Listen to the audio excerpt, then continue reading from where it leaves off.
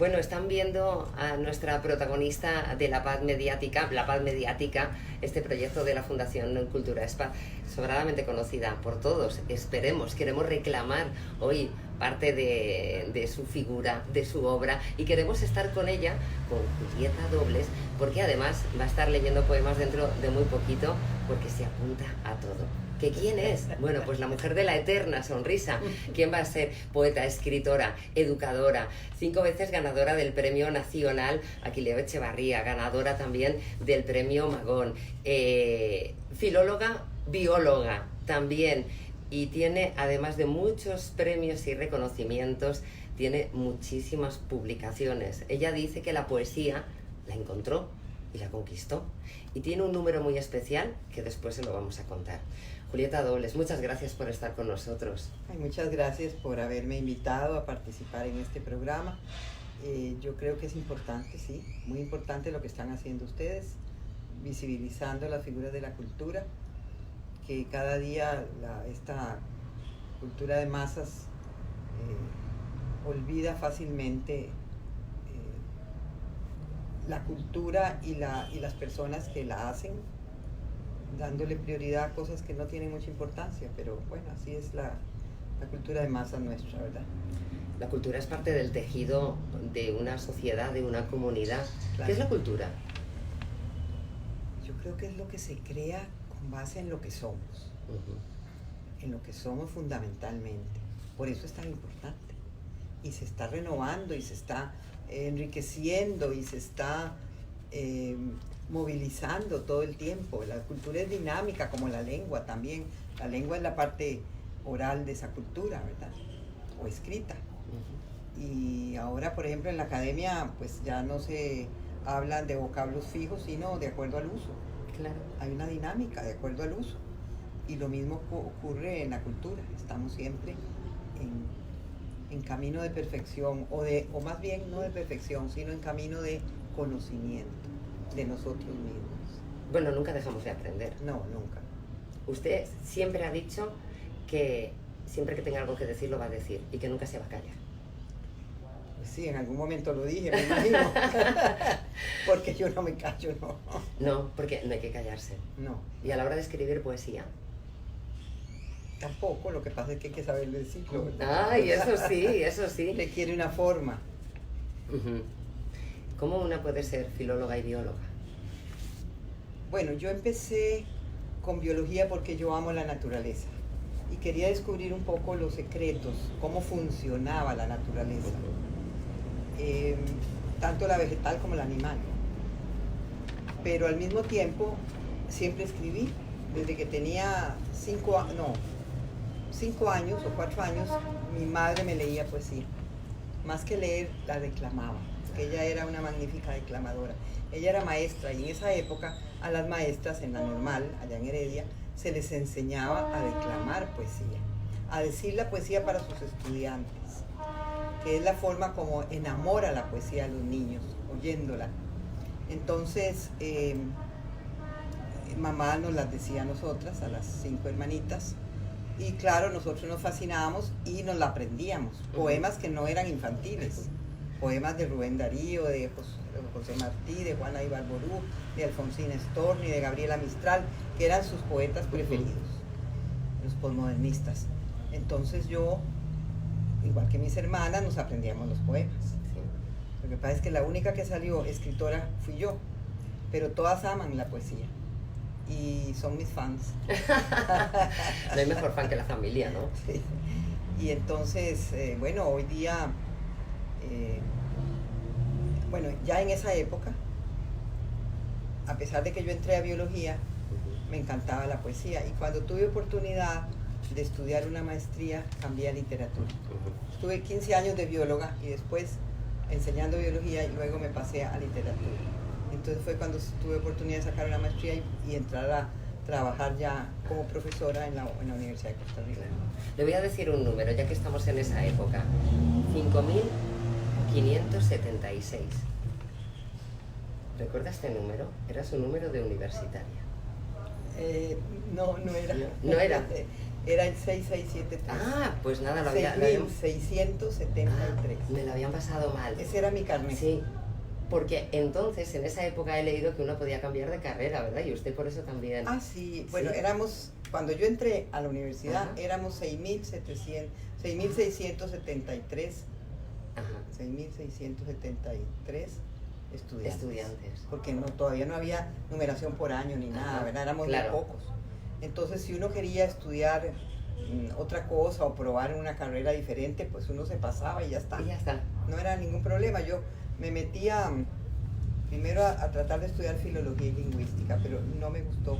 Quizá porque los profesores que me dieron clase, que no voy a decir quiénes eran, no me hicieron mucho tilín. No me motivaron. Sí. Pues me pasé a medicina. Ajá. Estudié premédica. Pero luego hubo un problema con un novio. En ese tiempo uno es muy tontito, ¿verdad?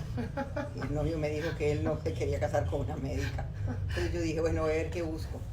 Me pasé a odontología, estudié 3 años odontología. Uh-huh. Pues me di cuenta que no, que mis manos no eran para eso. ¿Y el novio? No iba yo a maltratar. Al novio de todas maneras ya había volado. No me iba yo a maltratar las manos, a maltratar a la gente, ¿verdad? Con mis manos torpes. Yo nunca he tenido las manos muy ágiles. Uh-huh. Entonces dije yo, oye, pues tengo montones de créditos en todas las ciencias básicas. Ajá. Y me encanta. Termino biología y me reconocieron todo. Patología, microbiología, todo. Entonces en 2 años me gradué. Uh-huh. Porque yo me quería casar ya tenía otro novio. Y me quería casar y quería ya haber terminado para Uh-huh. casarme, ¿verdad? Y así fue. Terminé mi profesorado en ciencias biológicas y me casé. Y después a viajar mucho. Sí, porque a los años, como yo me casé con un poeta, ese poeta quería correr mundo, Laureano Albán, y nos fuimos para España. Primero él se fue con una bequita a estudiar allá en el INLE, Ajá. algo relacionado con edición de libros. Ajá. Y era una beca de 3 meses, pero cuando me llamó por teléfono y me dijo, me quedo aquí. Y le dije, pero ¿qué pasa con todo? Me dice, vende la casa, era lo único que teníamos, la casa que habíamos comprado cuando nos casamos, después del matrimonio.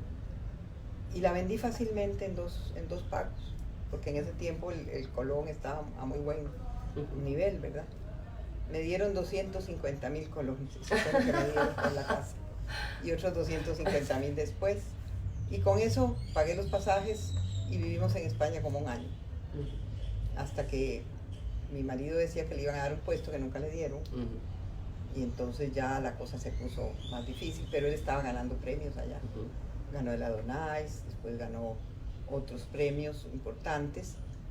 Y cuando vino a entregar aquí la estatuilla del Adonais, Rodrigo Carazo, que era el presidente y que era amigo de su familia, porque eran familias colindantes allá en la montaña, los abuelos, él le dijo, bueno, yo ya estamos en España, estamos ganando premios, estamos representando el país, pero ya dejé a Julieta con 30,000 pesetas en el banco.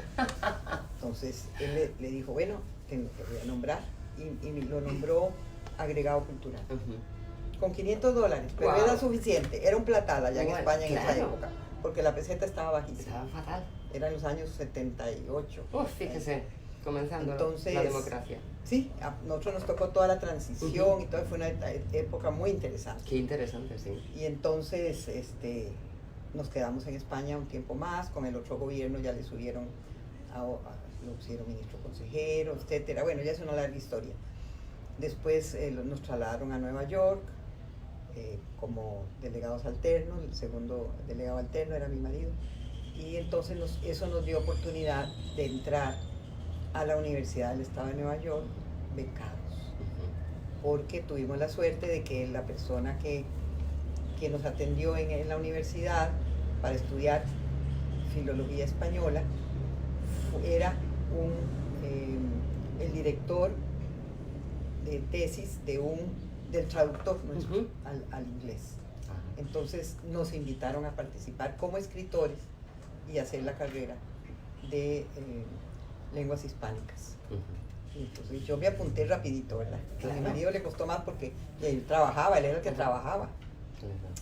Pero también nos pusimos de acuerdo y yo investigaba por los dos y hacíamos él hacía sus trabajos y yo los míos.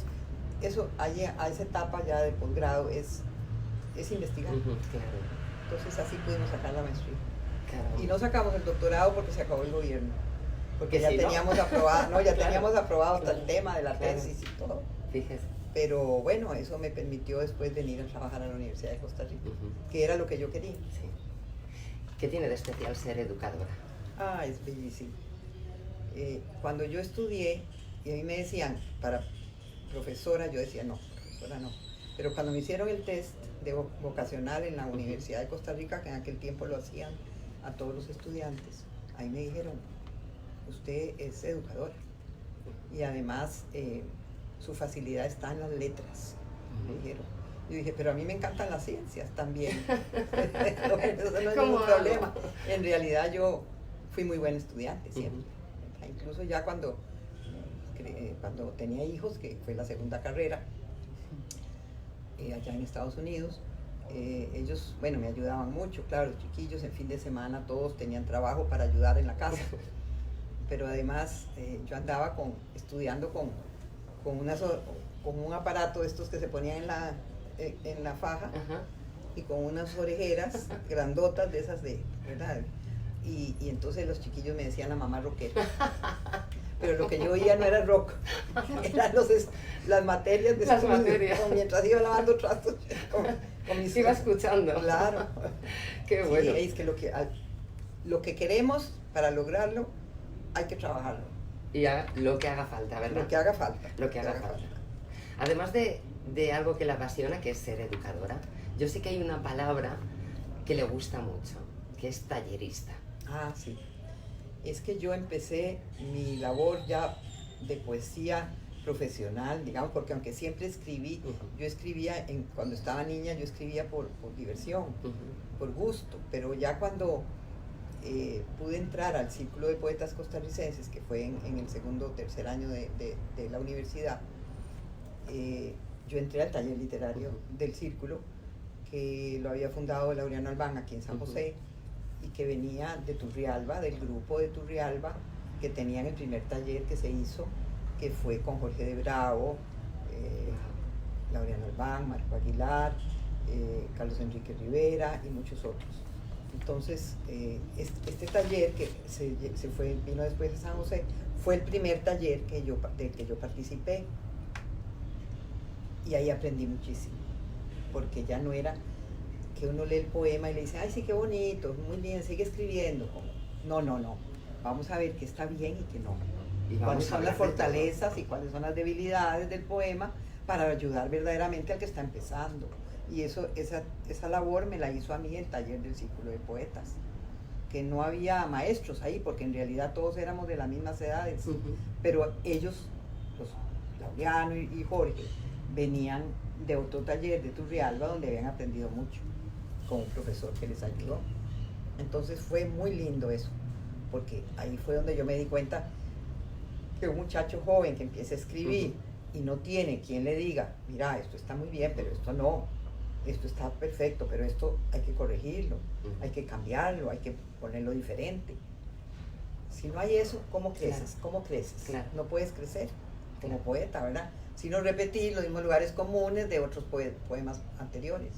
Exactamente. Hay que ser crítico y autocrítico. Y autocrítico, y ser humilde también, y aceptar la crítica de otros que tienen más experiencia o saben más, ¿verdad? Entonces, desde entonces yo soy tallerista. Tallerista en el Círculo, llegué a un momento en que yo era tallerista también, no solo como alumna, sino ya como maestra, sino también en la universidad. Yo puse mi propio taller en la universidad, taller donde hay mucha gente que ha pasado por ahí, gente que ya está publicando y que ha tenido reconocimientos y todo, y eso me enorgullece mucho. Qué bonito. Ayer hablaba con una amiga, ya es una amiga, ex alumna mía del taller de la universidad, Julia Hernández, que acaba de editar su tercer o cuarto libro, que se llama Boleto al Caribe, que es un libro precioso sobre Limón, porque ella creció en Limón. y lo fue a presentar este fin de semana y dice que fue un éxito, Qué bueno. que vendió todo lo que llevaba de libros y Buenísimo. que la gente estaba feliz porque se veían representados Ujú. en su poesía. Eso es precioso. Y eso es lindo, Eso es eso lindo. es muy lindo, ¿verdad? Así me pasó a mí con el libro Costa Rica Poema a Poema, por ejemplo, que ya tiene como 4 ediciones. Y bueno, Que es todo un canto a la esa es la naturaleza. sí, está lleno de árboles. ¿Sí? ¿Cuál es tu árbol favorito? Tengo tantos, pero uno que me encanta es este que da flores amarillas en marzo, que le hice un poema. Es el Corteza. el El cortés corteza. amarillo. Cortés. Cortés amarillo se llama. No es corteza, sino Cortés, cortés cortés amarillo. Sí. Y porque se llena de flores y es una magia aquello, Qué lindo. ¿verdad? De ese escribí un poema, pero también le tengo otro al roble de sabana y así, a muchos árboles. Yo no me había dado cuenta de eso hasta que alguien, una crítica estadounidense me dijo, es que tu libro, que fue publicado ya hace mucho tiempo, ese libro, Costa Rica Poema a Poema, es un libro ecológico. Pues yo nunca me he Esa propuesto categoría. hacer un libro ecológico. Me dice, sí, mira, tienes tantos de plantas, tantos de árboles, tantos de frutas, de todo. Ah, bueno, qué bien, digo yo. Me alegro. Me alegro. La verdad es que es quizá ahí donde se nota esa mezcla y esas pasiones, ¿no? La literatura, la biología, ¿no? Claro, definitivamente. Define muy bien a una tica, ¿no? Yo creo. Sí, puede que sí, sí. Puede que sí. Porque Costa Rica es conocido como un país muy ecológico y muy verde y que tiene conservados una serie de parques nacionales donde hay bosques preciosos y todo eso es importante, claro. Deberíamos hacerlo más, pero es tan difícil, ¿verdad? Luchar contra una sociedad de consumo que... Claro. Bueno, vamos a dejar a Julieta Dobles porque seguro que la están esperando en este instante. El Festival Internacional La Palabra en el Mundo, además es una jornada de poesía en la que se une la poesía y la paz. Y en la Fundación Cultura es Paz tenemos muy claro que la paz llega a través de la cultura y que la cultura también es paz. Creemos en ello. Claro, y además un país que se precia, voy a tirar algo un poquito más. Dele. Un país que se precia de que está creciendo, de que debe cambiar, de que debe mejorar. No puede ser que tengamos políticos tan bien pagados y maestros tan mal pagados, porque ahora lo importante aquí en estos países es la educación, es lo que hace el cambio. Exactamente. Es lo que hace el cambio, sí. La base es la educación siempre. Claro. Julieta Dobles, me habían hablado de su sonrisa, pero es que es espectacular. Qué vitalidad y cómo contagia esa sonrisa. Vamos a escucharla ahora en un ratito. Ah, claro, van a ir. Sí, por supuesto. Sí. Ha sido un placer enorme. Muchísimas gracias. Bueno, con no mucho deje de gusto. ser así de apasionada nunca. No, ya yo tengo mi edad, y se nota, pero yo no me callo ni cedo, porque bien. además hago ejercicio, hago gimnasia, tomo todas las cuestiones naturales que hay que tomar. Hice un libro sobre salud, Uy. es mi único libro que no es poesía. Que no es poesía sobre salud. Ahí soy bióloga. Como bióloga. Sí. Nos lo apuntamos. Sí. Gracias, Julieta. Bueno, Muchísimas gracias. Gracias a ustedes, entonces.